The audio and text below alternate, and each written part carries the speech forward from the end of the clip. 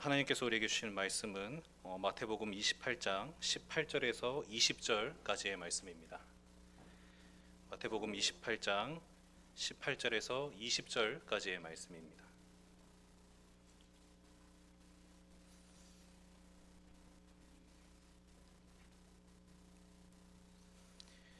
마태복음 28장 18절에서 20절까지의 말씀, 우리 말씀 한 목소리로 함께 교독하도록 하겠습니다. 시작.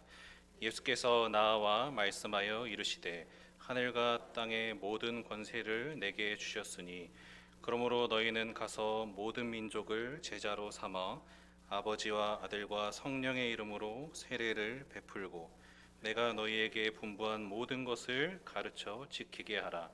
볼지어다 내가 세상 끝날까지 너희와 항상 함께 있으리라 하시니라. 아멘.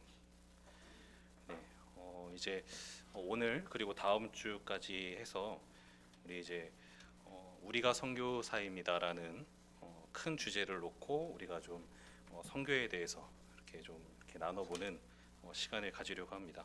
오늘 이제 선교가 뭐냐, 이렇게 선교에 대해서 성경 공부를 이렇게 진행을 해야 하는데 도대체 뭘 해야 될지를 고민을 많이 했는데, 우리가 이제 선교라는 것에 대한 우리의 좀 어떤 고정관념, 이런 것들을 우리가 좀 이렇게 말씀에 따라서 조금 이렇게 바꿔보고 이제 주제대로 우리가 선교사라는 그런 인식, 그리고 우리가 좀 이렇게 가져봐야 되지 않을까 해서 선교가 무엇인지를 이제 오늘은 좀 먼저 이렇게 다뤄보고 말씀을 나누면 좋을 것 같습니다. 여러분, 이제 선교하면 떠오르는 이미지가 어떠세요? 네, 이미지가 떠 있네요. 예, 선교하면 떠오르는 이미지. 지금 저 그림은, 이제 앞에 화면에 있는 그림은 유명한 영화의 한 장면이에요. 미션이라는 영화의 한 장면입니다. 아마 보신 분들 많이 있으실 텐데, 우리가 보통 이제 선교하면 이제 떠오르는 이미지 하면은 굉장히 많은 분들이 이제 저런 이미지를 좀 떠올릴 것 같다는 생각이 들었어요. 일단 아주 오지죠. 예, 오지에 막 원주민들이 있고, 이렇게 막 진짜 옷을 거의 입지 않은 원주민들이 이렇게 돌아다니고, 뭔가 신문물을 막 이렇게 가지고 하면은 신기해서 막 구경하고 하는 약간 이런 이미지. 뭐 그리고 뭔가 막 가난한 그런 곳에 가서 막 고생하고 막 질병에 걸려서 막 고생하고 뭐 이런 이미지. 그래서 저도 그렇고, 제가 선교 나갈 겁니다 하면 막 너무 어떻게 선교를 나가시 이렇게 하시는, 걱정하시는 분들도 많이 계세요. 그러니까 약간 이런 이미지들을 많이 좀 생각하실 수도 있는 것 같아요. 근데 이게 뭐 이게 틀린 건 아닙니다. 그러니까 요즘에도 이런 곳이 있어요. 요즘에도 저런 곳이 있고, 요즘에도 이제 저런 곳까지 다 들어가셔서 이렇게 복음 전하시는 선교사님들이 많이 계십니다. 근데 이제 이런 이미지가 우리에게 주는 약간 좀 그 이제 문제가 있다면은 이런 생각을 하는 거예요. 아, 저렇게 저런 곳에 가서 이제 이런 걸 할 수 있는 사람은 아주 특별한 사람이다. 예. 그러니까 특별한 사람이 선교하는 거다. 그리고 이제 뭐 이렇게 우리 같은 사람들은 선교는 그거는 뭐 감히 우리가 막 이렇게 이제 우리가 생각하기가 이제 쉬워져요. 만약에 선교를 저렇게만 우리가 생각한다면, 저도 저렇게는 할 자신이 없습니다. 예, 저 쉽지 않은 거예요. 그러니까 약간 그런 우리가 이제 오해에 빠질 수 있고, 또 이제 뭐 여러 가지 이제 선교에 대한 좀 오해가 있을 수 있을 것 같아요. 뭐 선교는 뭐 이제 선교사 개인이 이제 소명을 탁 받아서 이렇게 탁 나가는 뭐 약간 이런 것이다라고 할 수도 있고, 하여튼 여러 가지 이제 좀 오해들이 있을 수 있습니다. 근데 사실 이제 누차 이제 이 제목에서도 이야기하고 있지만은 선교는 사실 이제 저거는 선교의 아주 극히 일부에 불과한, 예, 그러니까 저게 어떤 선교의 전형이라기보다는 어떤 선교의 일부, 굉장히 다양한 형태의 선교가 있고, 또 이제 우리가 생각하기에 좀 더 넓은 개념의 어떤 선교라는 것이 있어요. 그래서 우리가 이 시간에는 좀 그것을 이제 성경을 통해서 좀 확인해 보는 그런 시간을 가지려고 해요. 그래서 우리는 이제 오늘 강의를 통해서 그 우리가 이제 밑에서 정의를 내리겠지만, 넓은 의미에서의 어떤 선교라는 개념과 또 약간 좁은 의미에서의 선교라는 개념을 우리가 좀 이렇게 구분해서 살펴보고, 그러면 교회와 성도가 어떻게 이제 선교를 해야 하는가? 우리는 선교사가 아닌데 선교를 해야 하는가? 우리 다 선교해야 돼요. 어떻게 할 거냐? 이거를 우리가 이제 좀 이렇게 성경 공부를 통해서 좀 확인을 해보도록 하겠습니다. 먼저 이제 성교의 어원과 의미를 먼저 보자면요. 사실 여러분 성경에서 성교라는 단어를 보신 분 있으신가요? 예. 성경에는 사실 성교라는 단어가 나오지 않아요. 예. 나오지 않고 이거는 이제 후에 이제 어떻게 보면 이제 만들어진 단어인데 성교를 이제 영어로 하면 미션이라고 하죠. 이 미션의 어원을 우리가 살펴보면은 그 요한복음 20장 21절 보면은 아버지께서 나를 보내신 것 같이 나도 너희를 보내노라 할 때 이 보내다 두 번 나오는 게 각각 이제 아포스텔로라는 헬라어 원어 성경을 보면은 그리고 펜포 이런 이제 그 보내다라는 의미의 원어 성경에 이 단어들이 쓰였어요. 근데 이거를 이제 라틴어로 번역한 게 이 미토라는 단어입니다. 뭔가 미토, 미션 비슷하죠. 예, 어원이 이제 여기서 온 거예요. 그래서 미토라는 어떤 보내다라는 라틴어 어원에서 이 성교라는 미션이라는 단어가 나왔어요. 근데 이제 이 단어들이 무슨 뜻이냐? 그냥 보내다라는 의미인데 이게 조금 더 이제 뭐 파견, 또는 사명, 위임 등을 이렇게 그런 의미들을 가지고 있는 그런 단어입니다. 그래서 이렇게 뭐 외교관이나 특별한 임무 이런 것들이 이제 그런 임무를 지워서 보내는 그래서 임무를 수행하게끔 하는 그렇게 보내는 것을 가리키는 단어가 이제 이 단어라고 해요. 그래서 이제 미토 하면은 이제 사명과 의임을 주어서 보내는 것 이렇게 이제 우리가 정의할 수 있어요. 그래서 이제 성경에서 바로 이 보내다라는 것이 이제 이 성교의 어원으로서 이제 사용이 됐는데, 그러니까 이게 성경에서 이제 성교라는 개념을 우리가 이거를 해석하자면 이제 하나님으로부터 사명과 위임을 받아서 보냄을 받는 것을 우리가 이제 성교라고 그렇게 한번 정의해 볼 수 있겠죠. 근데 이제 이렇게 하나님으로부터 사명을 받아서 보냄을 받는 것 이런 어떤 성교라는 개념을 성경에 우리가 이제 넓은 의미에서의 성교를 정의하고 또 좁은 의미에서의 성교를 좀 정의해 볼 수 있습니다. 그래서 넓은 의미에서의 선교 글씨가 좀 작죠. 우리 강의안 보시면은 그 1페이지 거기 3번에 밑줄 그어져 있죠. 넓은 의미에서의 선교. 거기를 같이 한번 읽어보면 좋을 것 같아요. 빨간 글씨를 한번 읽어보겠습니다. 선교의 주체이신 시작.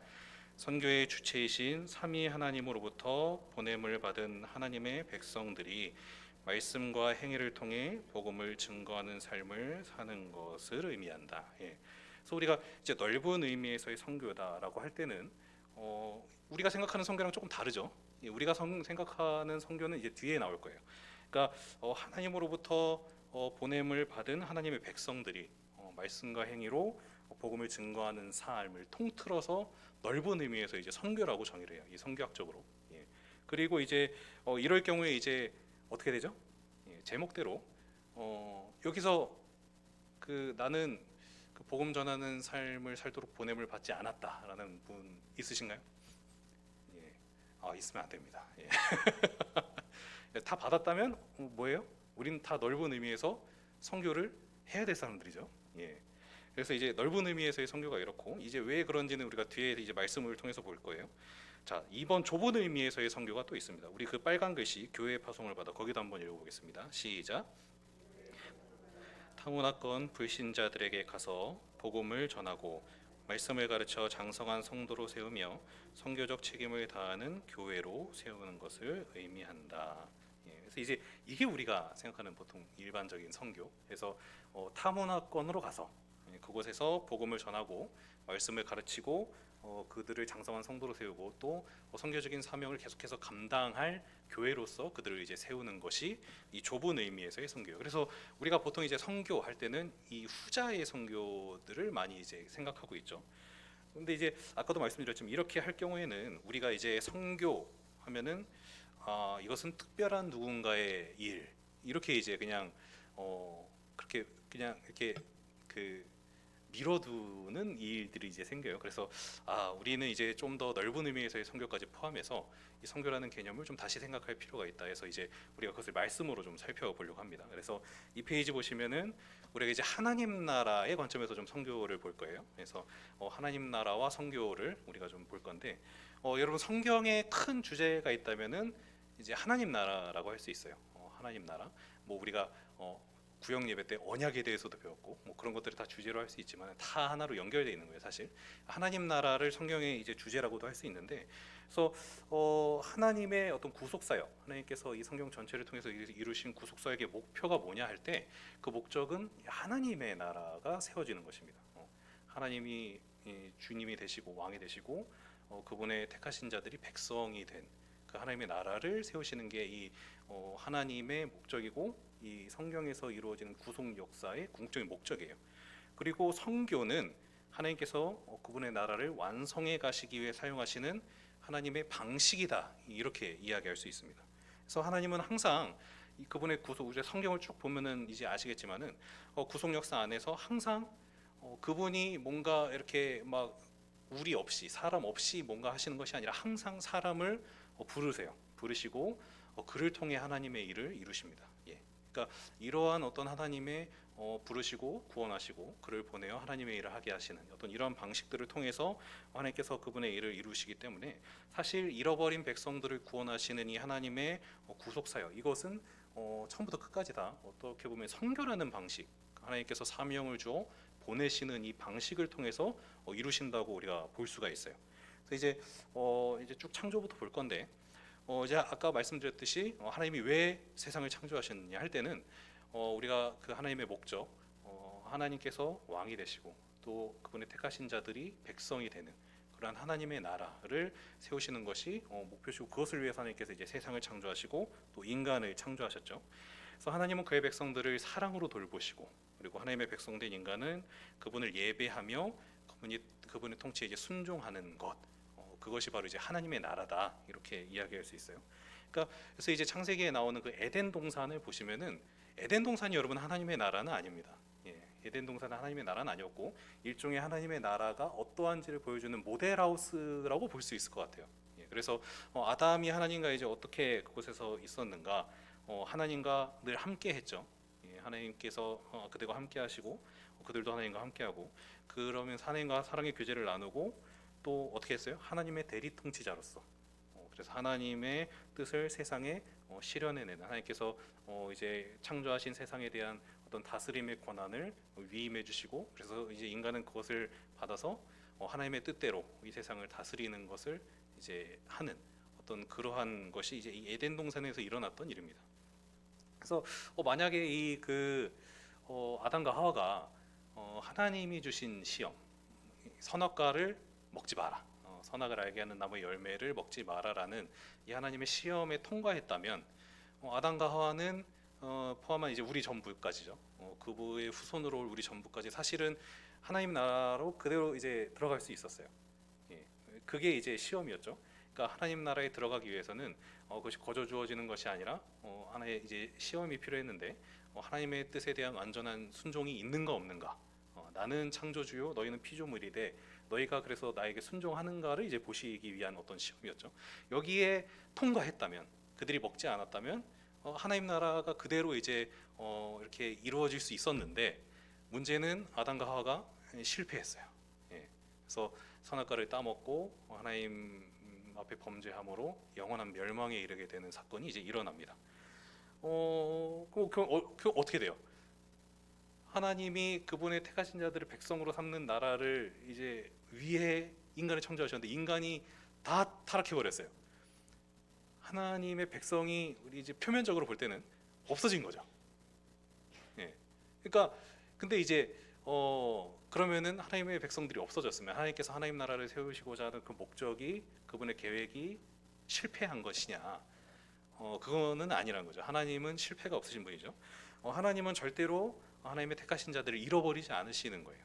그러니까 우리에겐 참 은혜죠. 하나님께서 우리를 택해 주셨는데 우리가 아무리 막 이렇게 연약하다 할지라도 하나님이 우리의 행위를 보고 우리를 내치지 않으시고 끝까지 우리를 구원해 주시는 게 굉장히 감사한 거예요. 그러니까 하나님은 절대로 잃어버린 자들을 이렇게 잃지 않으세요. 그래서 이제 하나님께서 어떻게 하시냐? 아담과 하와가 타락한 그 순간에 이제 우리가 소위 원시 복음이라고 얘기하는 여자의 후손으로 그 뱀의 후손의 머리를 깨시고 그 우리를 구원하시겠다, 모든 악을 다 심판하시고 우리를 구원하시겠다라는 어떤 원시 복음을 우리에게 주시죠. 그리고 이제 우리를 구원하실 그 모든 이제 일들을 이제 하나하나 이제 실행해 가시기 시작하십니다. 예. 우리를 구원하시는 일, 그래서 우리를 백성으로 한 하나님 나라를 세우시기 위한 일들을 쭉 해가시는 거예요. 구속 역사 안에서. 그래서 이제 창세기 12장을 우리가 좀 잘 볼 필요가 있는데 하나님께서 창세기 12장을 보면 아브라함을 부르시죠. 예, 아브라함을 부르시고 그의 후손을 통해서 어떻게 하시겠다고 해요? 하나님 나라를 세우시겠다. 하나님의 땅 그리고 백성 이렇게 해서 이제 약속을 해주시잖아요. 특히 이제 하나님께서 뭐라고 얘기하시냐면은 내가 너를 복되게 하고 또 뭐라고 해요? 네가 세상에 복이 되게 하겠다 이렇게 이야기합니다. 그래서 우리 그 12장 2절 3절을 보면은 너는 복이 될지라라고 말씀하시고 땅의 모든 족속이 너로 말미암아 복을 얻을 것이라 이렇게 말씀하십니다. 그러니까 여기 이제 하나님께서 어떻게 그분의 나라를 확장해 가실지, 어떻게 그분의 잃어버린 백성들을 구원하실지에 대한 일종의 방식이 이제 드러나는데 하나님의 복, 그러니까 하나님의 구원과 그분의 나라는 그분께서 부르시고 보내시는 사람을 통해서 확장되고 완성될 것이다라는 것을 이제 보여주는 거예요. 하나님께서 선택하여서 복 주신 그를 통해 또 복이 되게 하시는 이런 형식으로 하나님께서 이제 일하실 것을 이제 보여주고 있는 것이죠. 그래서 구약 백성의 부르심은 사실 분명했어요. 예. 아브라함에게 말씀하신 그대로 이스라엘 백성 역시 하나님께서 그들에게 복을 주시고 그럼 그들은 어떻게 해야 됐죠? 복이 되어야 했죠. 그들을 통해 열방이 복되게 하는 일들을 그들이 했어야 됐는데 사실 이스라엘 백성들이 구약 시대 안에서 그 일을 잘 해내지는 못했습니다. 예. 그들이 뭔가 하나님의 복의 자료 그들을 이렇게 막 초대해서 이렇게 한 게 아니라 오히려 반대로 우리는 선택받은 백성, 니네는 이방인. 이렇게 완전히 배척을 해버렸죠.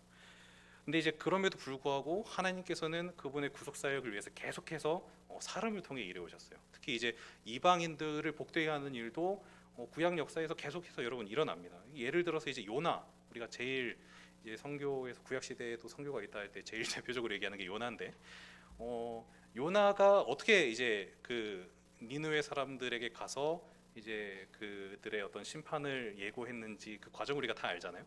예, 안 가려고 바득바득 이렇게 버티다가 결국에는 끌려가서 이제 그 일을 하는. 그러니까 하나님이 어쨌든 그러한 이스라엘 백성이라도 그들을 사용하셔서 보내셔서 하나님은 그 일을 계속해서 해오셨어요. 그리고 뿐만 아니라 이제 열방을 구원하실 길을 이제 계속해서 이 구약 시대 내내 이제 이렇게 준비를 해오신 거죠. 그래서 이제 신약 시대에 딱 왔을 때 예수님을 통해서 그 구원의 길을 이제 활짝 열어주신 겁니다. 그래서 이제 잘 따라오고 계시죠? 우리 3페이지 위에 보면은 7번에 이제 마태복음 1장 1절부터 17절 요 내용이 나와요. 그 마태복음 신약의 시작인 마태복음의 첫 시작은 족보로 나옵니다. 그래서 아브람과 다윗의 자손 예수 그리스도의 계보라 하면서 이름들이 쫙 나와요. 예. 그러니까 우리가 이제 이걸 보면서 여러 가지를 또 묵상할 수 있지만은 하나님의 나라가 실패 없이 계속되어 오고 있음을 우리가 이제 이 부분을 통해서 볼 수가 있습니다. 하나님께서 뭔가 중간에 어떤 단절이 있는 것이 아니라 하나님께서 선택하신 그 사람들을 통해서 끊이지 않고 계속해서, 그러니까 우리가 이스라엘 나라는 멸망했지만 하나님께서 그 예수님께서 오실 그 계보들은 계속해서 이렇게 지키시고 또 이렇게 그 사람들을 사용하셔서 쭉 계속해서 이 하나님 나라가 끊어지지 않고 이렇게 그 이어지도록 하시고 또 그들을 이제 또 부르시고 또 보내시는 이런 방식으로 계속해서 이제 예수님의 이때까지 오기까지 일하셨음을 이제 또 보여주는 어떤 하나의 말씀이죠. 그래서 이제 그렇게 해서 예수님이 이제 이 땅에 오셨어요. 오시고 우리를 위한 구원의 길을 활짝 열어주시고 또 이제 그분의 어떤 구속 사역을 통해서 우리가 이제 죄 사함을 받고 하나님 나라 백성으로 다시 받아들여질 수 있는 길을 이제 예수님께서 열어주신 거예요. 그래서 이제는 유대인이든 이방인이든 그래서 예수를 구주로 고백하는 사람들은 다 죄 사함을 받고 어떻게 돼요? 하나님 나라의 백성으로 다시 받아들여지는 은혜가 이제 우리에게 이제 열린 거예요. 예. 그래서 이제 이렇게 마태복음이 그렇게 구약의 역사들을 계보를 통해서 짚어주고 예수님의 오심과 그분의 구속사를 보여주고 이제 뭘로 끝나냐? 예수님의 명령으로 끝납니다. 그러니까 하나님 나라가 쭉 구약 시대에도 그러했듯이 하나님의 나라는 이제 계속해서 또 전진해 나가야 돼요. 완성을 향해서. 근데 이제 예수님께서 이 일을 또 이제 어떻게 이루시냐? 바로 이제 사람을 보내어 하나님의 일을 하게 하시는 방식으로 하시는 거죠. 그래서 우리가 앞에서도 읽었지만은 아버지께서 나를 보내신 것 같이 나도 너희를 보내노라. 그러니까 하나님께서 예수님을 이 땅에 보내셔서 그분의 구속 사역을 완성하시고 구원의 길을 열어 주셨듯이 이제는 예수님께서 우리를 보내셔서 내가 한 이 일을 이제 너희에게 위임한다. 너희가 이제 가서 하나님 나라를 위해서 이제 일해야 된다. 그래서 이제 우리가 그 보통 마태복음 28장 19절, 18절, 20절 우리가 방금 읽은 그 말씀 아까 그 말씀을 우리가 대위임령이라고 많이 불러요. 하나님께서 우리에게 주신 하나님의 명령, 우리에게 위임해 주신 가장 큰 일. 그래서 이제 대위임령이라고 부릅니다. 그래서 우리 그 강의 한 3페이지 9번 보면은 아마 강의 한이 더 잘 보이실 것 같아요. 예, 우리 그러므로 너희는 가서 우리 말씀 한번 읽도록 하겠습니다. 시작. 그러므로 너희는 가서 모든 민족을 제자로 삼어 아버지와 아들과 성령의 이름으로 세례를 베풀고 내가 너희에게 분부한 모든 것을 가르쳐 지키게 하라. 볼지어다 내가 세상 끝날까지 너희와 항상 함께 있으리라 하시니라. 아멘. 예, 이 명령을 하나님께서 제자들에게 주시고 이제 승천하십니다. 그래서 뭐예요? 제자들을 부르시고 구원하신 후에 그들을 어떻게 하시죠? 모든 족속에게로 보내십니다. 가라, 보내라, 보내세요. 가라 하시면서 그래서 믿지 않는 자들에게 복음을 전해서 그들을 제자로 삼고 그리고 삼위 하나님의 이름으로 세례를 베풀고 그래서 하나님의 주신 모든 말씀을 가르쳐 지키게 하는 이 일. 그래서 하나님의 잃어버린 백성들을 구원하고 하나님의 나라가 완성되어 가게끔 그렇게 하는 이 일에 우리를 불러서 사용하시는 거예요. 그 일을 우리가 언제까지 해야 되냐? 하나님 나라가 완성될 때까지 계속. 세상 끝날이라 함은 이제 하나님의 잃어버린 백성들이 다 주님께로 돌아온 날, 하나님 나라가 완성될 그날까지 계속 될 것인데 예수님께서 우리와 늘 함께 하시면서 우리를 그냥 가라, 우리를 보내서 그냥 니네 알아서 해라 하시지 않고 우리와 함께 하시면서 우리를 통해서 이 일을 이제 이루시겠다 이렇게 약속하시면서 제자들을 그 대위임령을 주시고 이제 보내시는 것이죠. 예. 그래서 이제 제자들을 포함한 그 이제 그 초대교회 많은 그 성도들은 실제로 이제 이 일들을 해나가기 시작합니다. 그래서 대위임령이 이게 단지 어떤 누군가에게만 주어진 명령이 아니라 모든 성도에게 주어진 명령이라는 것이 이제 사도행전에 완전히 이제 이렇게 열려서 보여지죠. 예. 그래서 오순절 성령 감림 사건을 통해서 성령을 받은 제자들이 제일 먼저 뭘 했죠?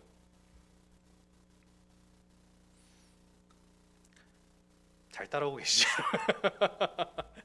예. 성령 강림 사건을 통해 성령을 받은 제자들이 제일 먼저 한 일은 강의 안에 있는데요.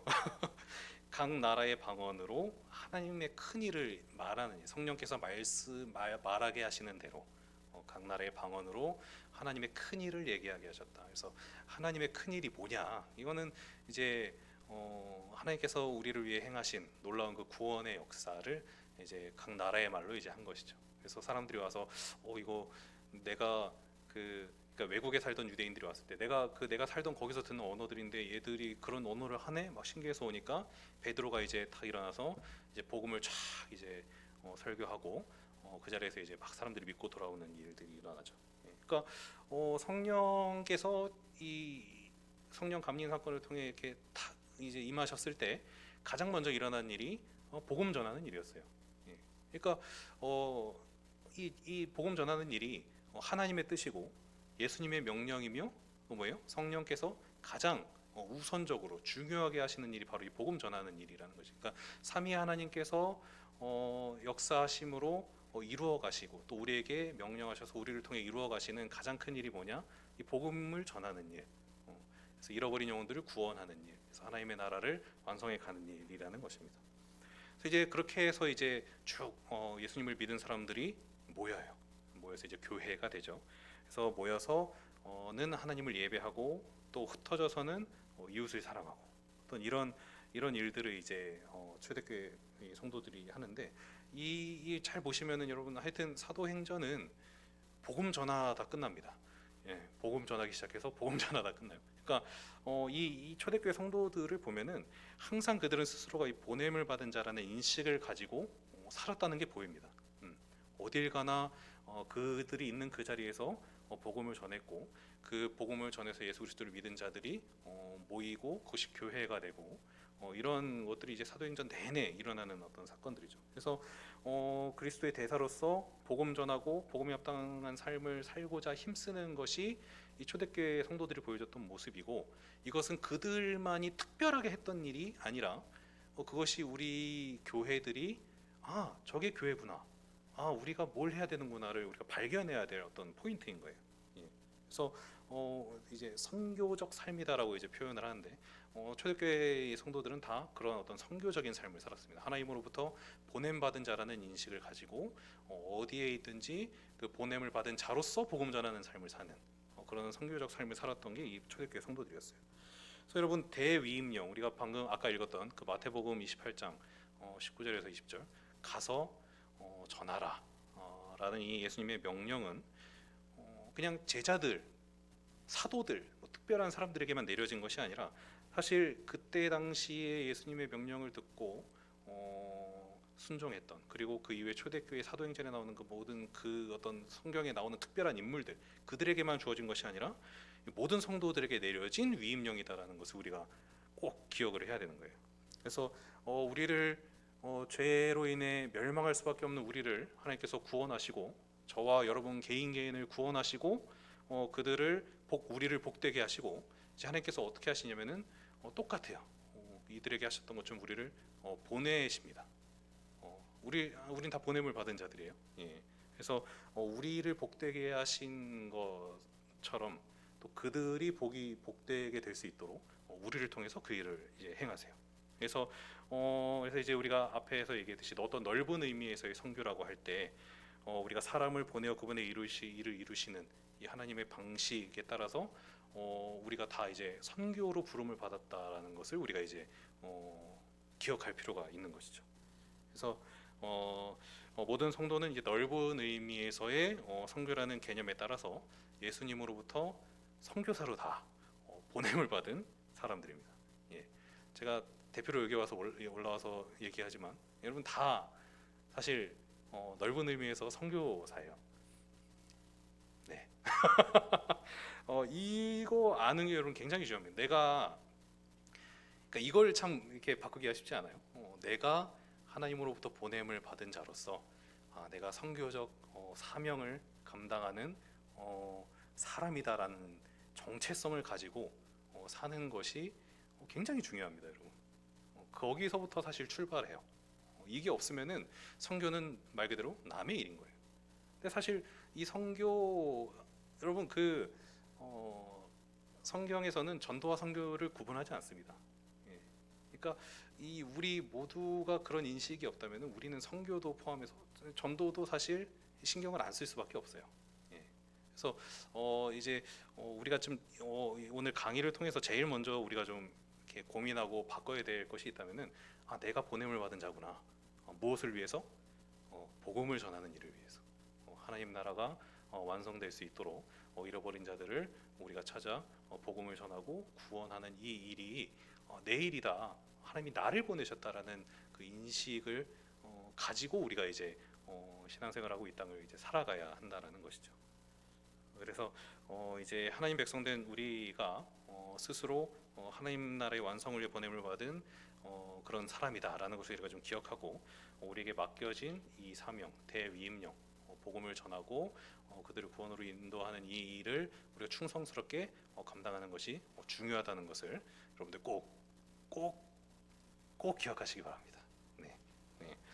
그럼 이제 또 다음을 볼 텐데요. 이제 교회와 선교를 얘기할 거예요. 이제 우리가 넓은 의미에서 선교를 정의하고, 그래서 우리가 다 선교란 하나님 나라의 완성을 위해 선교의 일로 우리가 부름을 받았다라는 것을 이제 가지고, 그러면 이제 우리가 알고 있는 좁은 의미로서의 선교, 이것은 이제 성경에서 어떻게 이야기하는가를 좀 살펴볼 겁니다.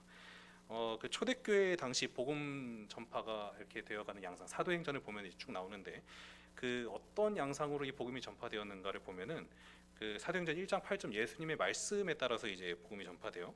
그래서 오직 성령이 너희에게 임하시면 너희가 권능을 받고 예루살렘과 온 유대와 사마리아와 땅 끝까지 이르러 내 증인이 되리라 하시니라. 예수님의 말씀처럼 사도행전을 보면은 복음이 먼저 예루살렘과 온 유대에 이제 복음이 전파되기 시작하고 그 이후에 이제 사도행전 8장 가서 사마리아 땅으로 이제 그 복음이 확장됩니다. 그리고 소수의 이방 지역으로 이제 이렇게 쭉 복음이 이제 전해지는 것이 나와요. 그래서 이제 11장을 보면은 거기에 이제 최초 이방인 교회가 생기죠. 안디옥 교회가 이제 세워지는 그 이야기가 나와요. 이렇게 이제 복음이 확산되는 데는 이제 두 가지 부류의 사람들이 많이 이제 기여를 했습니다. 그래서 이제 헬라파 유대인이라는 표현을 예전에 제가 설교 때 한번 설명을 했었는데 그러니까 외국에 사는 유대인들을 헬라파 유대인이라고 불렀어요. 그러니까 그 유대 지역에 사는 유대인들 말고 이방 지역에 살고 있는 유대인들을 이제 헬라파 유대인이라고 불렀는데 이 유대인들이 이 복음 전파에 기여를 굉장히 많이 했습니다. 그래서 첫 번째는 이제 그 오순절 성령 강림 사건 때 이제 베드로로부터 복음을 들었던 사람들, 거기 보면 이제 그 아까 제가 말씀드렸죠. 왜 우리가 사는 지방의 언어로 얘기를 하지? 얘들은 그 언어를 배운 적이 없는데 했을 때 그 언어를 사용하는 그 지방에 사는 그러니까 그들이 그렇게 복음을 듣고 그 자기들이 원래 살던 데로 간 거예요. 가서 자기들이 들은 복음을 이제 전하고 하면서 이제 거기에 이제 그 그리스도인 공동체가 이제 세워지는 경우들이 있었고, 또 하나는 이것도 이제 강제로 흩어졌던 어떤 사건이 있었는데 스데반 집사의 순교 사건. 예. 그래서 스데반 집사가 순교하고 이제 바울의 핍박이 시작되면서 많은 사람들이 이제 그 핍박을 피해서 이제 다 이렇게 흩어집니다. 그 흩어졌던 이제 유대인들이 이 헬라파 유대인들이 복음을 이제 자기들이 가서 정착한 곳에서 이제 또 전하기 시작한 거예요. 그렇게 세워진 교회가 안디옥 교회입니다. 예, 그런 식으로 해서 이제 쭉 이렇게 복음이 이제 전파가 됐어요. 그래서 이제 예수님의 말씀대로 예루살렘과 온 유대, 사마리아, 그래서 땅끝이라 하면 이제 그 복음이 없는 그런 그 더 먼 곳까지를 이제 얘기하는데 거기까지 이제 복음이 시작될 이제 준비들이 이제 되어 왔던 거예요. 근데 이제 문제가 있었어요. 초대교회 성도들이 다들 선교적 삶을 잘 살았습니다. 그래서 본인이 있는 곳에서 복음을 잘 전하면서 살았어요. 근데 문제가 있죠. 뭐가 문제일까요? 네. 예수 그리스도를 믿는 그리스도인이 없는 데는 어떻게 해요? 그죠? 있는 데는 그들이 전했어요. 그래서 그들이 전해서 믿고 공동체가 세워지고 하는데 예수님을 믿는 사람이 한 명도 없는데 그럼 전할 사람이 없는 거죠. 예, 그래서 이제 하나님이 이제 땅 끝까지 복음이 전해질 일들을 이제 실행하시는데 그게 이제 사도행전 13장에 이제 나옵니다. 그래서 그 5페이지에 보시면은 그 3번에 이제 말씀이 있어요. 사도행전 13장 1절에서 3절. 제가 한번 읽어보겠습니다. 안디옥 교회에 선지자들과 교사들이 있으니 곧 바나바와 니기르라는 시므온과 구레네 사람 루기오와 분봉왕 헤롯의 젖동생 마나엔과 및 사울이라. 주를 섬겨 금식할 때에 성령이 이르시되 내가 불러 시키는 일을 위하여 바나바와 사울을 따로 세우라 하시니 이에 금식하며 기도하고 두 사람에게 안수하여 보내니라. 예, 이렇게 나오죠. 그래서 성령님이 이제 안디옥 교회에게 이야기하세요. 내가 불러서 시키는 일을 위해서 바나바와 사울을 따로 세워라. 이렇게 안디옥 교회에 이제 명령을 하십니다. 그러니까 여기서 내가 불러 시키는 일이 뭐냐? 이제 그 이후에 바나바와 사울이 했던 일을 보면 알죠. 뭐예요? 이방 지역으로 가서 복음을 전하는 일. 예. 그러니까 우리가 이제 지금 얘기하는 어떤 좁은 의미에서의 어떤 선교를 이제 시작을 하도록 명령을 하신 거죠. 그래서 이 명령에 따라서 이제 안디옥 교회가 금식하며 기도하고 바나바와 바울을 세워서 이방인 선교를 위해서 이제 파송을 합니다. 그래서 이들이 이제 복음이 없는 곳을 쭉 다니면서 그러니까 바울이 얘기해요. 바울이 이제 본인의 어떤 선교의 원리를 얘기할 때 남이 세운 터 위에 내가 이렇게 하지 않았다. 그러니까 본인이 복음이 없는 곳으로 가서 이제 복음을 전하는 것을 원칙으로 하고 이제 선교를 이제 한 것이죠.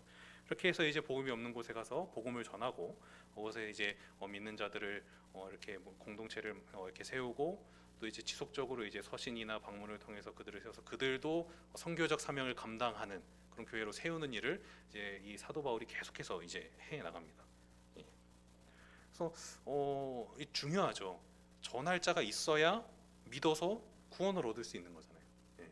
그러니까 아까 얘기했듯이 이 복음을 전할 그리스도인이 한 명도 없는 곳에선 누가 복음을 전할 것이냐, 누가 예수님을 전하고 그들에게 이렇게 그들을 교회로 세울 수 있는 것이냐, 그러니까 불가능한 것이죠. 그러니까 이 전할 자가 있어야 듣고 믿어서 구원을 얻을 수 있기 때문에 이제 이 그리스도인이 없는 곳에 가서 그들에게 복음을 전하고 교회를 세우는 일이 굉장히 중요하죠. 예, 그래서 이제 주님께서 이 일을 이제 사도 바울을 시작으로 이제 시작을 하신 것입니다. 그래서 이제 로마서 10장 13절 15절이 이제 이 말씀을 굉장히 잘 이제 설명해 주고 계세요. 예, 그래서 누구든지 주의 이름을 부르는 자는 구원을 받으리라. 그런즉 그들이 믿지 아니하는 이를 어찌 부르리요? 듣지 못한 이를 어찌 믿으리요? 전파하는 자가 없이 어찌 들으리요? 보내심을 받지 아니하였으면 어찌 전파하리요? 기록된 바 아름답도다 좋은 소식을 전하는 자들의 발이어함과 같으니라. 예, 그대로죠. 어떻게 우리가 우리가 구원은 그 바른 믿음의 내용을 듣고 그것을 믿어 우리가 하나님으로부터 선물을 받는 것인데 그것을 우리가 들을 수 없다면 아무도 구원을 받을 수 없는. 그래서 그것을 사람들에게 들려주기 위해 복음이 없는 곳 또는 그리스도인이 없는 곳에 가서 그들을 위해 복음을 전하는 이 일이 굉장히 귀하다는 것을 또 이제 성경이 말하고 있습니다. 그리고 우리가 이제 요 대목에서 우리가 또 한 가지 좀 기억해야 될 게 우리가 소위 좀 그렇게 생각할 수 있으니까 아까 말씀드린 어떤 성경에 대한 오해로 인한 그런 결과 중에 하나인데 성교는 개인이 사명을 받고 개인이 나가는 것이다 이렇게 이제 오해하는 경우가 있습니다. 그래서 성교는 저 사람의 일 이렇게 생각할 수 있는데 그럼 그 성교는요 하나님께서 말씀도 그러잖아요. 하나님께서 사도 바울과 바나바를 탁 불러서 니네 내가 시키는 일을 해라 하고 그들을 보내지 않으셨어요. 어떻게 하셨어요? 안디옥 교회에 얘기하시고 두 사람을 세워서 보내도록 하셨죠. 예. 그러니까 여러분 성교는 선교사 어떤 개인이 해야 될 일, 개인의 책임, 개인의 부르심이 아니에요. 선교는 모든 교회를 향한 하나님의 어떤 특별한 과업입니다. 예. 그래서 하나님께서 우리 교회에게 주신 그래서 사람을 세워서 그들을 보내어 그리스도인이 없는 곳에서 그들도 복음을 들을 수 있도록 이렇게 복음을 전하라 하신 그것이 바로 이제 교회에 주신 하나님의 이제 사명이라는 것이죠. 그래서 선교는 개인의 책임이 아니라 모든 교회의 책임이고 또 모든 교회가 협력해서 완수해야 할 그런 과업임을 이제 우리가 또 기억해야 하는 것이죠. 그래서 이제 마지막으로 이제 그러면은 우리는 어떻게 해야 되냐? 우리는 아까 이제 넓은 의미에서 우리가 선교 다 보냄을 받은 자다 했고 또 우리가 좁은 의미에서 이제 어떤 그 복음이 없는 또 그리스도인이 없는 곳에 가서 복음을 전해야 되는데 우리 그럼 어떻게 해야 되냐를 이제 좀 간단하게 살펴보겠습니다. 첫 번째 선교는 선택이 아니라 사명임을 우리가 좀 명심해야 돼요. 그러니까 아까도 말씀드렸죠. 이 정체성을 갖느냐 갖지 않느냐에 따라서 우리의 어떤 그런 양상이 전혀 달라집니다. 그래서 모든 성도가 하나님으로부터 사명을 받아서 보냄을 받았다는 점에서 우리가 다 선교사다. 우리가 다 선교사다. 이런 정체성을 꼭 여러분들 기억하시길 바래요. 그래서 하나님께서 그분의 나라를 위해서 우리에게 그분의 일을 위임하시고 우리를 보내셔서 복음이 없는 자들에게 복음을 전하게 하신 일. 이것은 몇몇 사역자나 또는 특정한 어떤 선교사들에게만 주어진 사명이 아니라 우리 모두에게 주어진 사명이다. 그래서 우리는 스스로가 보냄을 받은 자라는 분명한 정체성을 가지고 그렇게 이제 이 일을 우리가 충성스럽게 감당해야 한다는 것을 여러분들 꼭 기억하시길 바랍니다. 두 번째는 이제 선교적 삶을 살아야 한다라고 이렇게 했는데 이렇게 성경은 아까도 말씀드렸지만 전도 선교 이런 것을 이렇게 구분하지 않아요. 그리고 뭐 해외와 국내를 구분하지도 않고 어떤 특별한 직분에게만 이 어떤 사명을 부여하지 않습니다. 하나님은 우리 전부를 부르셨고 우리를 보내신 삶의 현장이 선교지고 또 우리가 있는 곳에서 그리스도를 모르는 사람이 있다면 그들이 바로 우리의 선교의 대상이다라는 것을 우리가 좀 기억을 해야 돼요. 그래서 내가 어디에 있든지 내가 속한 곳에서 말씀과 삶으로 이렇게 복음을 증거하는 선교적 삶을 살아야 한다. 이것을 우리가 좀 기억해야 됩니다. 근데 이제 우리가 좀 잘 생각해야 될 게 있어서 제가 이렇게 넣었는데, 문화명령과 전도명령이라는 이것을 놓고 이렇게 이것을 좀 재는 어떤 그런 이슈들이 있었어요. 이제 지금보단 조금 과거에. 그래서 문화명령, 전도명령 이걸 이렇게 대립하는 좀 이슈가 있었는데, 창세기 1장 28절을 보면 이제 이렇게 하나님이 얘기하세요. 인간 그 만물을 다 창조하시고 이렇게 얘기하십니다. 하나님이 그들에게 복을 주시며 하나님이 그들에게 이르시되 생육하고 번성하여 땅에 충만하라. 땅을 정복하라. 바다의 물고기와 하늘의 새와 땅이 움직이는 모든 생물을 다스리라 하시니라. 여기 보면은 이제 인간에게 하신 그 명령인데, 모든 그런 피조물에게 하나님께서 동물과 식물에게 충만하고 번성하라 이런 명령을 하세요. 근데 이제 인간에게는 여기에 플러스 더해서 세상을 정복하고 다스리라 이 명령까지 이제 주시는데, 이것을 이제 문화 명령이다 이렇게 이제 정의를 내린 거예요. 그래서 하나님의 형상으로 지음받은 우리 인간이 만물의 통치자이신 하나님으로부터 통치권을 위임받아서 청지기로서, 그래서 하나님의 뜻대로 세상을 다스리고 이 땅에 하나님 나라의 그런 어떤 번영을 이렇게 가져오는 어떤 그것을 사명으로 우리에게 주셨다 해서 이것을 이제 문화 명령이다 이렇게 이제 표현을 하는 거예요. 그래서 이제 인간이 타락한 이후에도 이 문화 명령이 이제 여전히 유효하죠. 그래서 죄로 혼돈한 이 세상에 어떤 하나님의 질서를 또 부여하고, 그다음에 타락한 이 문화를 이제 하나님의 뜻대로 다시 이제 세우고 그렇게 변혁해가는 이 세상을 하나님의 뜻대로 변혁해가는 것이 소위 이제 문화 명령이라고 했던 어떤 그런 하나의 그런 명령입니다. 이거 여러분 틀린 말인가요? 예, 제가 이렇게 묻는 데는 의도가 있으니까 다들 예, 말을 아끼시는데 틀린 건 아니에요, 여러분. 예, 틀린 건 아닙니다. 근데 이제 문제는 이런 거예요. 그러니까 소위 이제 이 문화 명령이라 할 때는 이슈가 사회 변혁입니다. 예, 내가 있는 곳에서 하나님의 뜻을 실현해내는 거. 그래서 하나님의 어떤 그런 통치가 내가 있는 그곳에서도 있게 하는 거. 당연히 맞죠.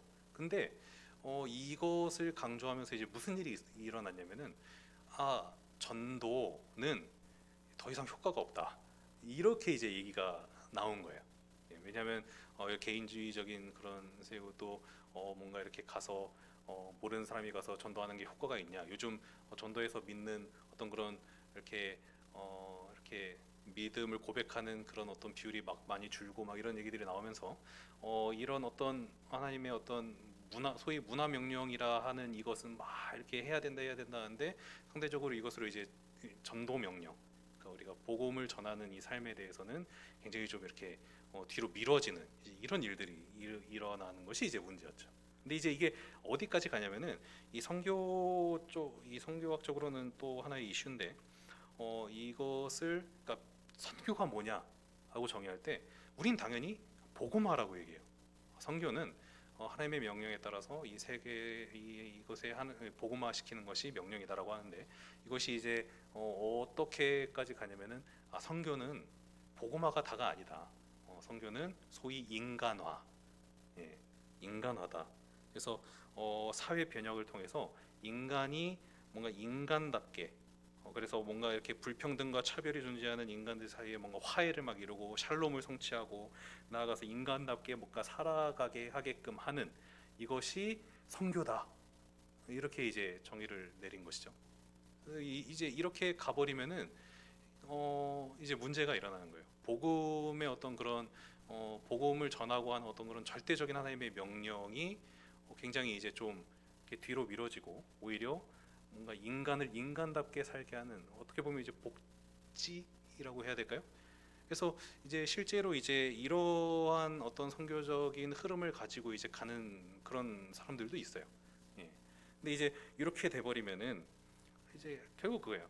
이 복음 전하는 이 일에 대해서는 당연히 이제 이렇게 좀 많이 이제 중요도가 떨어지고, 더 심각하게는 이제 뭔가 인간이 죄인이고 그들을 구원하고 하나님 나라의 백성으로 돌아오게 해야 하는 이 중요한 어떤 그런 진리가 본질이 아니라 인간을 이 땅에서 인간답게 살게 하는, 이것이 약간 인본주의적인 어떤 그런 것으로 이제 약간 복음이 훼손될 수 있는 그런 일까지 이제 일어나게 되는 것이죠.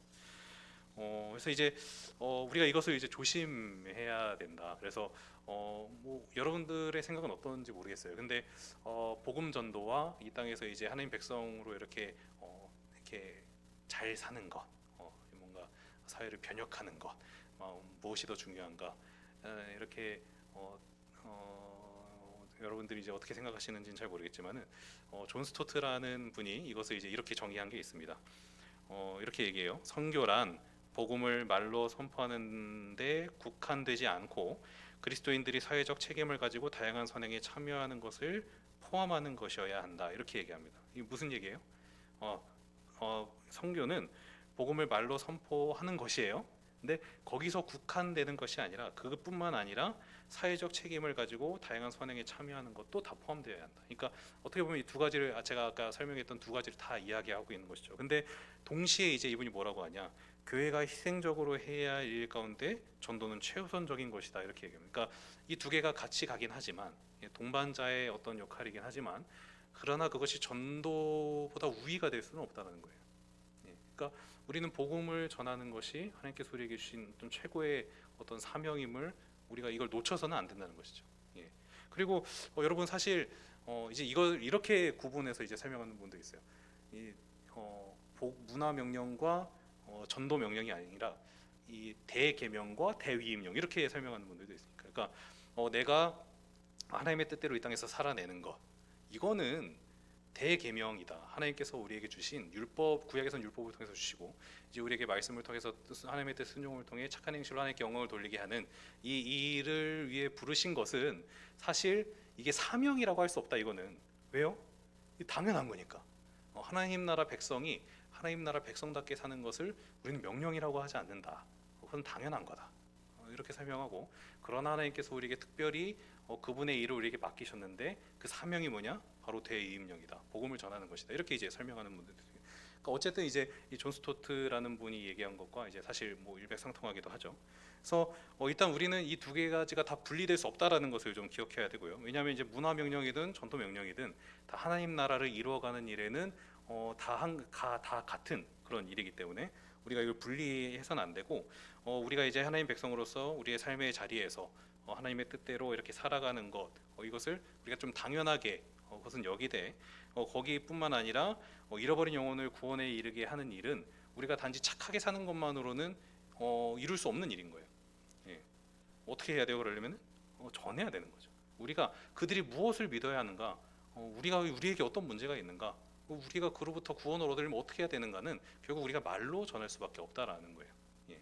그래서 우리가 이제 그 전하는 것을 우리가 그 전하는 삶의 무게를 결코 이제 가볍게 다른 것보다 뒷전으로 이렇게 놓을 수 없다라는 것이죠. 그래서 이제 우리가 선교적 삶을 산다는 것은 영혼을 구원에 이르게 하는 그 생명의 복음을 전하는 것을 우리가 이제 최우선의 사명으로 여기고 그것을 잘 충성스럽게 감당하는 것 그리고 더불어서 뜻이 하늘에서 이룬 것 같이 땅에서도 이루어지도록 그렇게 하나님의 말씀에 순종하고 이웃을 사랑하며 사는 것 이것이 이제 우리가 선교적 삶을 사는 것이다라고 이제 이야기할 수 있는 것이죠. 그러니까 초대교회 성도들이 그렇게 살았어요, 여러분. 그래서 그들은 모이며 하나님을 예배하고 흩어져서는 복음을 전하고. 그래서 그 초대교회 성도들을 본 사람들이 평가를 했어요. 저 사람들을 칭송하지만 감히 뭔가 그들은 우리와는 다른 어떤 거리감을 두는. 그러니까 그들의 어떤 그런 선행을 보고 칭찬은 하지만 그럴 수 있어요. 그러나 우리랑은 다르니까 거리는. 그럼 우리는 어떻게 해야 돼요?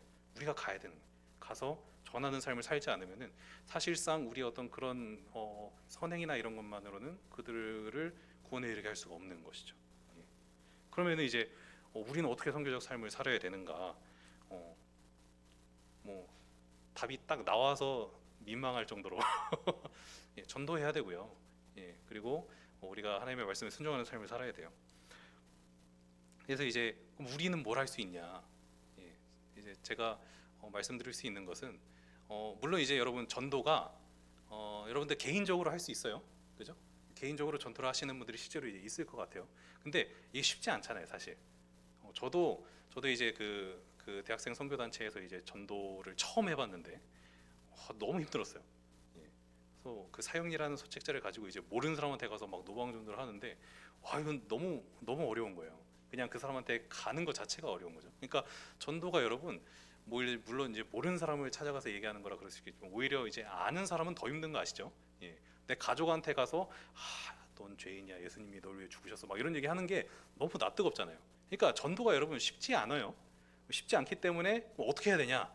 예, 같이 하면 좀 더 쉽습니다. 예, 같이 하시면 돼요. 그래서 여러분 우리 교회에서 뭐 하죠? 예, 토요전도 합니다. 예, 토요전도 홍보 시간인데 그 제가 계산을 해봤어요. 토요전도에 오시는 분들이 몇 분인가? 대략 한 10명을 넘었던 적이 없던 것 같아요. 여러분 우리 교회 전체 성도님들 몇 분일까요? 한 200분 정도 된다고 쳤을 때 그러면 우리 교회는 전도를 몇 프로가 하느냐? 그냥 뭐 물론 개인적으로 하시는 분들도 있겠지만 그냥 요 보여지는 걸로만 따지면 5% 하는 거죠. 예.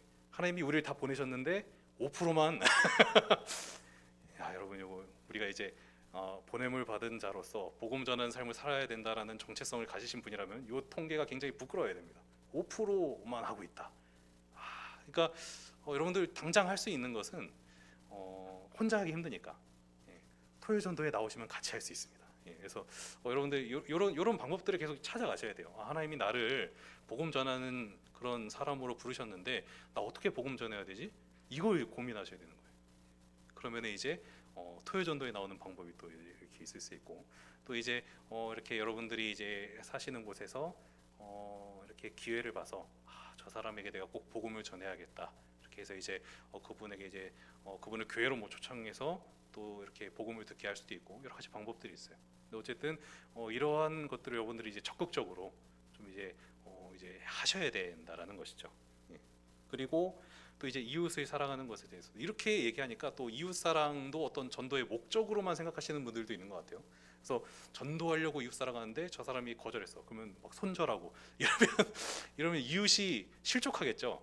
예, 이웃 사랑은요, 여러분 전도의 목적으로 하는 게 아니라 예수님이 우리를 사랑하시고 우리에게 내가 너희를 사랑한 것 같이 사랑해라 명령하셨기 때문에 우리가 희생적으로 사랑하는 어떤 그 전도가 사랑은 목적이 아니라 방식이 중요한 겁니다. 그러니까 우리가 전도하기 위해 사랑하는 게 아니라 예수님이 우리를 사랑하신 것과 같이 사랑하는 것이 이제 중요한 거죠. 그러니까 이런 것을 우리의 삶에서 실제로 수행하고 실현하는 것이 이제 선교적 삶을 사는 것이다라고 할 수 있는 거예요. 그래서 여러분들이 이제 보냄을 받은 최소한 여기 오신 분들은 이 말씀을 들은 분들은 나 보냄을 받은 자, 복음을 전해야 되는 사람.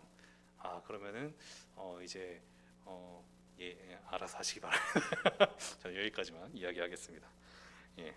이제 세 번째는 이제 선교사를 세우고 보내야 한다라는 것을 우리가 또 기억을 해야 돼요. 우리가 이제 우리의 삶의 현장에서 선교적 삶을 살지만 여전히 그 그리스도인이 없는 곳이 아직도 많아요, 여러분. 이제 뒤에 통계를 좀 보겠지만은 그래서 하나님이 이제 교회에 주신 특별한 명령 뭐예요?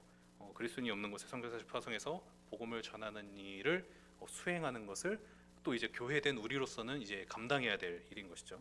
그래서 안디옥 교회를 우리가 모범으로 삼아서 이제 타문화권 선교가 선교사 개인의 문제가 아니라 개인이 소명받고 개인이 가서 혼자 막 이렇게 하는 게 아니라 이것이 교회에 부여된 어떤 사명임을 우리가 이제 기억하고 선교사를 교회가 세우고 교회가 보내는 일들을 이제 여러분들이 이제 교회로서 해야 되는 겁니다.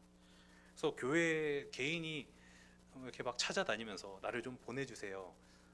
우리 이것도 중요해요. 근데 그것보다는 교회가 적극적으로 이 선교사를 세우고 그들을 보내는 일에 사실 힘써야 하는 게 더 맞는 모양이에요, 여러분. 예. 그래서 그 점을 우리가 또 기억을 하시고 이렇게 선교사들을 세우고 보내는 일들을 우리 교회가 이제 앞으로 좀 계속 할 수 있기를 바랍니다. 그래서 그 전 세계 이제 종교 현황을 우리가 이렇게 앞에 이제 보이면 나오는데 이 2015년 이렇게 해서 이제 통계가 된 거긴 한데 대충 이제 보시면은 그리스도인 그리고 복음을 들을 수 있는 곳에 사는 사람들 하지만 예수님을 믿지는 않는 그리고 복음을 들어본 적이 없는 사람들 이렇게 이제 통계를 좀 냈는데 한 33%가 이제 그리스도인이라고 얘기하는데 저거는 사실 이제 뭐 카톨릭 뭐 정교회 이런 걸 다 포함한 통계고 이제 복음주의 그 우리와 같은 어떤 그 개신교 신앙을 가진 사람들은 약 한 8.5% 정도 된다고 제가 들었어요. 그러니까 사실 이제 그것도 많지는 않은 편이죠. 예, 근데 어쨌든 복음을 들을 수 있고 또 실제로 이제 예수님을 믿는다라고 얘기하는 것이 이제 전체 인구의 33%라면은 복음을 들을 수 있는 곳에 사는 사람들이 한 38% 정도 있고 복음을 들어본 적이 없는 그런 사람들이 29%. 그러니까 적은 통계가 아니죠. 예. 근데 이제 그 보시면은 저기 파란색 글씨가 있는데 40만 명이라고 써 있는 거는 이제 대략적인 전 세계 선교사 수예요. 한 40만 명 정도가 선교사다. 이렇게 했을 때 그리스도인이 있는 그러니까 이 33%, 이 예수님을 믿는 사람들이 있는 지역에 있는 그 사람이 72%랍니다. 이 40만 명의 통계 중에. 그리고 복음을 들을 수 있는 곳에 사는 사람이 25%. 복음을 들어본 적이 없는 곳에서 복음을 전하는 사람이 3%래요. 예. 그러니까 보내야 됩니다, 여러분. 예. 복음을 못 들어본 곳으로 이제 선교사들이 갈 수 있도록 이렇게 교회가 이 선교사에서 보내는 일들을 계속해서 이게 우리가 집중해서 이제 해야 될 그런 과업이라는 것을 이제 통계를 통해서 이제 우리가 좀 확인할 수 있는 것이죠. 예, 그래서 여러분 선교는 교회의 일이다. 선교사를 세워서 보내는 것이 교회가 해야 될 일이라는 것을 여러분들이 좀 기억하시고 앞으로 또 우리 온국교회가 계속해서 이제 이 선교의 일을 잘 감당하는 그런 교회로 세워질 수 있기를 바랍니다. 마지막으로 보내는 선교사가 되는 것, 이것이 이제 우리가 할 일이에요. 그래서 이제 타문화권 선교는 우리가 다 갈 수 없잖아요. 예. 그래서 이제 하나님께서 따로 세워서 보내도록 하셨는데 가는 선교사도 있지만은 그들을 보내야 될 사람들도 있어요. 그래서 이제 보내는 선교사라는 우리가 표현을 쓰기도 하는데 그러니까 결국 우리 다 넓은 의미에서도 선교사지만 또 좁은 의미에서도 우리가 선교사라는 것을 좀 기억을 해야 되는 거죠. 그래서 선교사를 이제 세워서 보낼 뿐만 아니라 보내는 선교사는 뭘 하냐? 그냥 보내놓고 마는 것이 아니라 그들이 하는 선교의 일에 우리가 관심을 가지고 기도하는 일을 계속 여러분 해야 돼요. 이거 굉장히 중요합니다. 그래서 정기적으로 이 선교사의 의미인데 선교사들은 정기적으로 이 본인들을 위해 기도하는 이 기도의 동역자들에게 소식들을 전해야 할 의무가 있어요. 예. 그러면 이제 그 소식을 받는 우리의 의무는 뭐예요? 예, 기도해야죠. 그거 받고 관심을 가지고 기도를 해야 됩니다. 그래서 또 돌발 질문을 하나 드리자면 여러분 우리 교회에서 후원하는 선교사님이 다 아시죠? 네. 예, 몇 분이나 되시는지, 어디에 계시는지, 그분들 이름은 뭔지, 이거를 사실 알아야 돼요, 여러분. 예, 알고 기도해야 됩니다. 그러니까, 그러니까, 그러니까 이게 자칫하면 어떻게 되냐면은 그냥 교회에서는 돈만 보내고, 이렇게 해서 끝나버려요. 그거는 사실 올바른 선교의 모습은 아니죠. 선교사를 세워서 보내는 교회의 모습은 아니에요. 예, 우리가 보내는 그가 누구인가? 그들이 가서 어디에 갔나? 그들이 가서 뭐 하고 있나? 이걸 우리가 이제 잘 기억을 해야 되고 최소한 이제 우리 교회가 잘하고 있는 것은 선교사님들을 다 이렇게 구역으로 이렇게 다 이렇게 배정을 해줘서 이제 기도 편지 소식도 받고 이제 기도하게끔 이렇게 했는데 이게 또 코로나 때문에 이게 또 쉽지 않죠. 모일 수가 없으니까. 근데 어쨌든 여러분들이 최소한 여러분 구역에서 기도하고 있는 그분에 대해서는 여러분들이 관심을 가지고 기도를 계속 이제 해 주셔야 되는 거죠. 관심과 기도 굉장히 중요합니다. 그래서 이렇게 그 선교사님들이 가끔 이제 교회를 방문하세요. 딱 방문했을 때 어떻게 오셨냐 이렇게 해버리면 안 되고 아 누구 선교사님 안녕하세요 이렇게 하면 제일 좋은 겁니다. 예, 요 정도 되면은 이 관심과 기도를 관심을 가지고 기도를 하고 계시구나. 우리가 이제 이렇게 좀 생각할 수 있겠죠. 그래서 여러분들이 그러한 마음을 가지고 좀 기도를 많이 해주셔야 되고요. 그 통계 한번 다시 보여주시면은 이제 이런 것까지 정리를 했어요. 통계를 보니까 전 세계 기독교인의 총 수입이 한 46경 170조다. 근데 이제 이 중에서 이제 헌금으로 드려지는 것이 770조, 이 중에서 선교헌금 총액이 49조. 우리가 조하면 사실 큰데 전체적인 비율로 따졌을 때 사실상 이제 우리 한 개인이 우리가 선교를 위해서 우리가 드리고 있는 어떤 그런 물질적인 것들도 사실은 굉장히 좀 미미하다라는 것을 우리가 좀 기억할 필요도 있는 것 같아요. 그래서 교회가 물론 이제 재정이 부족해서 이렇게 선교를 못하는 경우가 실제로 있을 수도 있지만은 사실은 이제 그만큼 투입되는 것이 적기 때문에 그럴 수도 있어요. 그러니까 이 부분도 사실 우리가 좀 생각해 봐야 될 일인 거죠. 그래서 우리가 이제 하는 복음을 해외에서 이제 복음을 전하는 이 일들을 계속해서 이제 해야 되고 또 더 많은 선교사를 이제 예수 그리스도를 한 번도 들어보지 못한 또 들을 기회가 없는 곳으로 이제 선교사들을 보내야 되는데 이 일을 위해서 이제 우리가 어떻게 또 섬기고 해야 될지를 우리가 좀 이 통계를 보면서 좀 고민해 볼 필요가 있을 것 같아서 이렇게 보여드렸습니다. 네. 어, 그래서 이제 결론을 맺자면은 여러분 우리가 다 선교사입니다. 예. 우리가 다 선교사예요. 네. 아멘. 그 결단이 필요해요. 예. 여러분 우리가 다 선교사입니다. 예.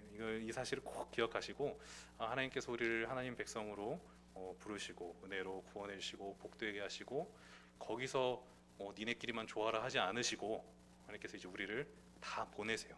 보내서 복음이 없는, 복음을 모르는, 또 복음을 믿지 않는 자들에게 계속해서 복음을 증거하고 또 그들에게 그리스도인으로서 사는 것이 얼마나 복된지를 또 보여주고 하는 그런 사명이 우리에게 다 있습니다. 그래서 여러분들 이 정체성을 꼭 가지시고 나는 보냄을 받은 자이다. 나는 복음을 전하는 이 일을 위해 하나님으로부터 보냄을 받은 자이다라는 이 정체성을 꼭 가지시고 토요 전도가 어떻게 되는지 제가 소식을 계속 물어볼 겁니다. 그래서 전도하는 일 이런 것들 여러분들 잘 감당할 수 있기를 바라고요. 또 선교사를 세워서 이렇게 보내는 일도 이렇게 잘 계속해서 감당할 수 있는 우리 교회가 될 수 있기를 예수님의 이름으로 간절히 축원합니다. 네, 같이 기도하겠습니다.